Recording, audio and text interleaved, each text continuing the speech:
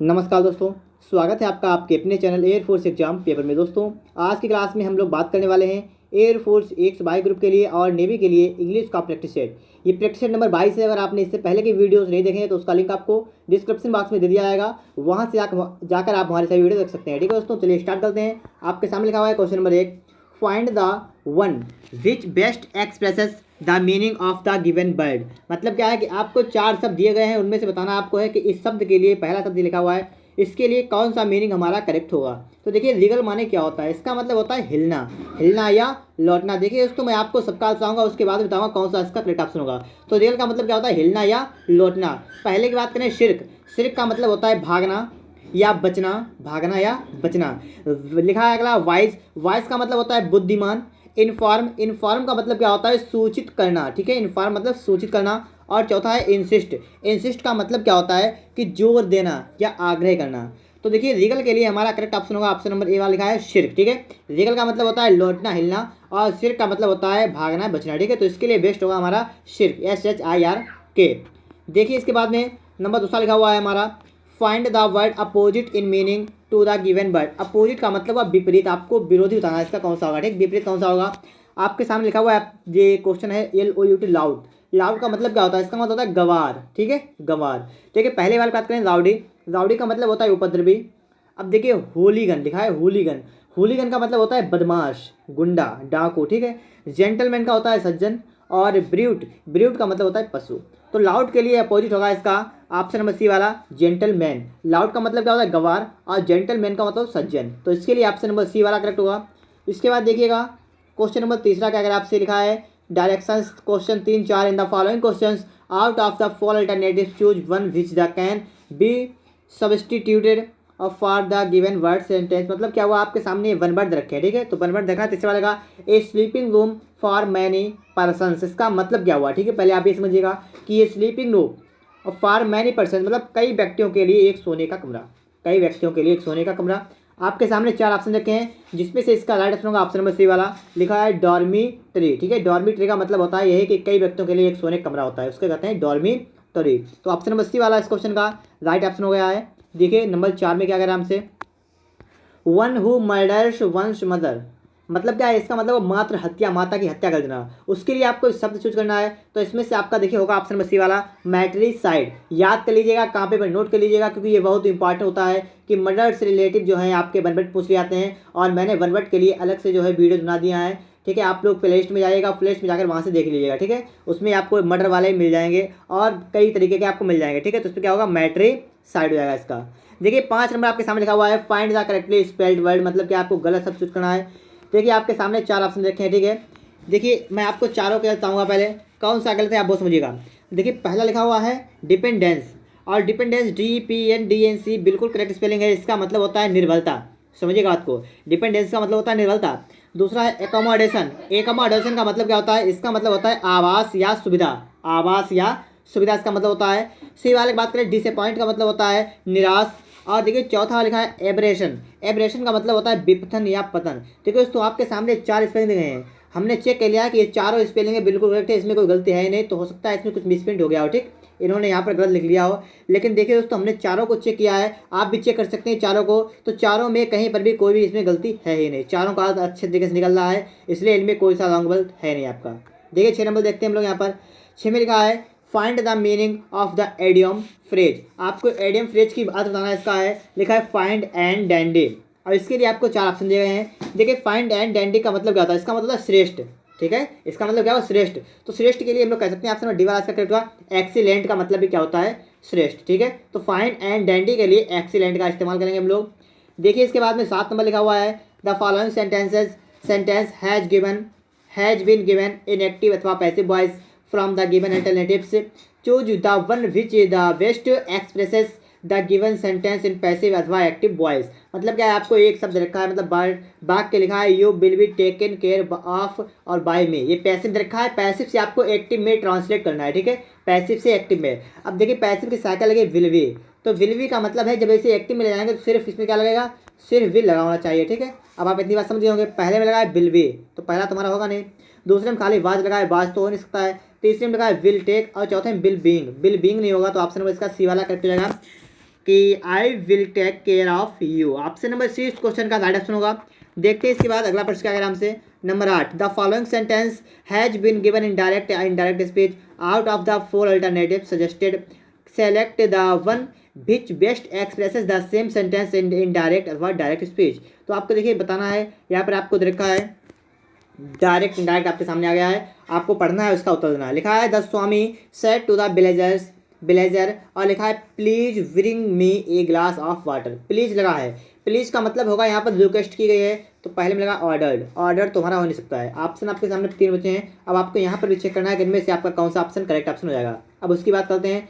देखिए लिखा है दूसरा the swami requested to the villagers, यहाँ पर रिक्वेस्टेड के बाद टू लगा हुआ है, ठीक है, समझिए बात को। यहाँ पर क्या लगा है, रिक्वेस्टेड के बाद टू लगा हुआ है, तो रुक जाए अभी। सी वाला देखते हैं, स्वामी रिक्वेस्टेड टोल्ड, टोल्ड तो हमारा हो नहीं सकता है। अब देखिए डी वाला देते हैं the swami requested the villager to bring him a glass of water. देखिए यहाँ पर टू लगा है, टू नहीं होगा हमारा, सिर्फ सिंपल होगा कि the swami requested the villagers to bring him a glass of water. तो ऑप्शन नंबर डी वाला इस क्वेश्चन का राइट ऑप्शन हो जाएगा। इसके बाद देखिए लिखा हुआ है 9, 10 in the following questions some part of the sentence में have error, find out which part of the sentence has an error and select the appropriate option. If there is no error, mark D as your answer. तो मतलब क्या, अगर इसमें कोई error ना हो तो आप डी ऑप्शन को चूज कर सकते हैं और बकाया बताते हैं आपको इसमें इसके किस पार्ट में आपको एरर दे रखी है, ठीक है। पढ़ते हैं, सेंटेंस लिखा हुआ है if the opulence of gold leaf decoration was not enough, the Catherine place wilt in 1717 मतलब 1717 लिखा हुआ है, 1717 by Catherine I has an amber room no error. तो आपको यहाँ पर बताना है इसका कौन सा ऑप्शन करेक्ट ऑप्शन होगा। तो इसके देखिए मैं आपके सामने एक लिखा हूँ एक उदाहरण, ठीक है, उदाहरण देखिए समझिएगा, उससे तभी आप समझ जाएंगे अच्छे तरीके से। जैसे मान लीजिए कोई कह रहा है they saw me as if I was crazy.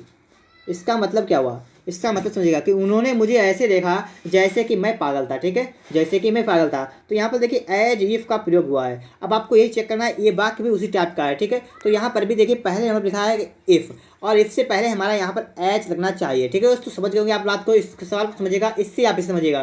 तो यहाँ पर एज का प्रयोग होना चाहिए, तो ऑप्शन नंबर देखिए इसके ए वाले पार्ट में गलती है, ठीक है, एज इफ होना चाहिए, यहाँ पर सिर्फ इफ रखा है। तो ए पार्ट इस क्वेश्चन का राइट आंसर होगा। 10 नंबर देखिए लिखा है surprisingly there was free seating and therefore one have to be at the venue early no error। देखिए आपके सामने लिखा हुआ है, आप वाक्य पढ़िएगा, लिखा है देयर वाज। अब वाज का मतलब है वाक्य पास्ट में चल रहा है, हमारा पास्ट टेंस चल रहा है, तो इसका मतलब है जब वाक्य कोई भी स्टार्ट होता है पास्ट से तो वो पास्ट में ही चलता रहेगा, ठीक है।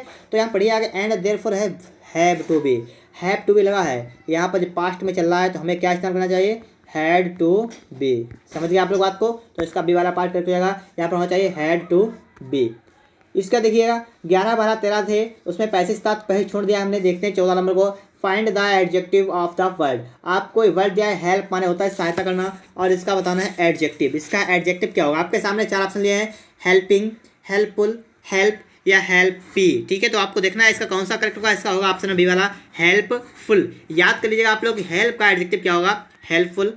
15 नंबर की बात करेंगे, यहाँ पर लिखा हुआ है find the plural of the word. Plural का मतलब होता है बहुवचन, आपको बताना है हाफ, HALF, हाफ का मतलब क्या होता है, आधा, और आपको बताना है इसका प्लूरल। देखिए लास्ट में एफ होता है, एफ हटा देते हैं, क्या करते हैं VES का इस्तेमाल कर लेते हैं। देखिए इसमें यही किया गया है ऑप्शन नंबर बी वाले में, तो बी वाला इस क्वेश्चन का राइट ऑप्शन हो जाएगा ऑप्शन नंबर बी। देखिए 16 नंबर लिखा हुआ है find the part of speech of the given. लिखा है हुर्रे, HURRAY। इसका मतलब क्या होगा कि आपका क्या है, एडजेक्टिव है या वर्ब है या इंटरजेक्शन या कंजक्शन में से कौन सा इसका करेक्ट होगा। तो ये हमारा शब्द है इंटरजेक्शन, INT या JECTI इंटरजेक्शन, ठीक है, ये वाला हमारा करेक्ट हो जाएगा। इसके बाद देखिएगा 17 नंबर की बात करेंगे, 17 से 19 speak out the most effective word from the given words to fill in the blanks to make the sentence meaningfully complete. अब देखिए 17 नंबर लिखा हुआ है एज ए लास्ट, और फिर देखिए डैश लगा हुआ है, फिर लगा है the students have appeal to the principal. इसका मतलब बता रहे हैं हम आपको, मतलब बताने के बाद ही आप बता पाएंगे इसका कौन सा ऑप्शन करेक्ट ऑप्शन होगा। इसका मतलब होगा अंतिम उपाय के रूप में छात्रों ने प्रधानाचार्य से अपील की, अंतिम उपायों के रूप में, ठीक है। प्रधानाचार्य मतलब छात्रों ने प्रधानाचार्य से अपील की, तो इसका मतलब हुआ उपाय के लिए होती है, अंग्रेजी होती है रिजल्ट, ठीक है, RESULT।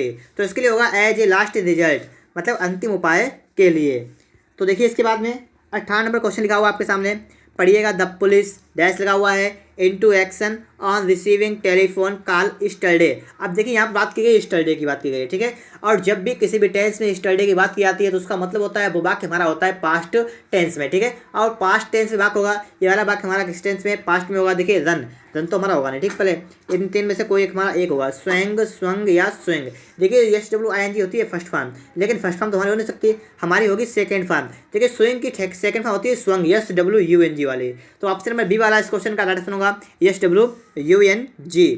19 नंबर देख लेते हैं हम लोग, दिखा है the twins are so like that I can not, और डैश लगा हुआ है वन और फ्रॉम द अदर।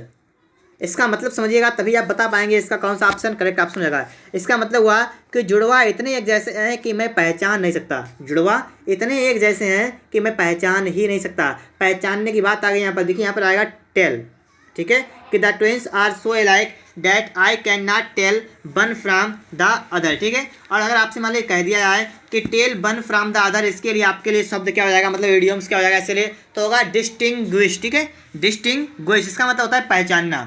अब देखिए हमारा लास्ट क्वेश्चन है, क्वेश्चन नंबर 20 लिखा हुआ है it is time two by books, और आपको क्या करना है, इसका पैसे बनाना है, ठीक है, टू बाई बुक्स। तो इसका पैसे बनाने के लिए हम लोग क्या करेंगे, अब समझिएगा बात को। यहाँ पर लिखा हुआ है पहले वाले में कि it is time all the books और टू बी बाट। देखिए ऑल द हो नहीं सकता है, हमारे सामने देखे तीन ऑप्शन लिखा हुआ है, for all the books are being bought. क्या लिखा है, are being bought. Are being नहीं हो सकता है हमारा, तो बी वाला तो गलत हो गया हमारा, और हैव बीन हो सकता है डी वाला गलत, तो उसका मतलब सी वाला क्वेश्चन जो है इसका करेक्ट ऑप्शन होगा ऑप्शन नंबर सी। इस प्रकार से हमारे 20 क्वेश्चन जो अंग्रेजी के थे सॉल्व हो गए। अगर आपको वीडियो पसंद आया तो फटाफट से वीडियो को लाइक कर दीजिएगा, और अगर आपने अभी तक चैनल को सब्सक्राइब नहीं किया है तो चैनल को सब्सक्राइब करके बेल आइकन को प्रेस कर लीजिएगा। और अगर आपको जागा की प्रैक्टिस चाहिए या मॉक टेस्ट हल करना है तो आपको हमारे चैनल की प्लेलिस्ट में जाना होगा। चैनल की प्लेलिस्ट में जाइएगा, वहाँ से जाकर आप हमारे सभी वीडियो जो है देख सकते हैं, ठीक है, जिससे आपकी तैयारी बहुत अच्छी तरीके से होती है। मिलते हैं नेक्स्ट वीडियो में। वीडियो देखने के लिए आपका बहुत बहुत धन्यवाद।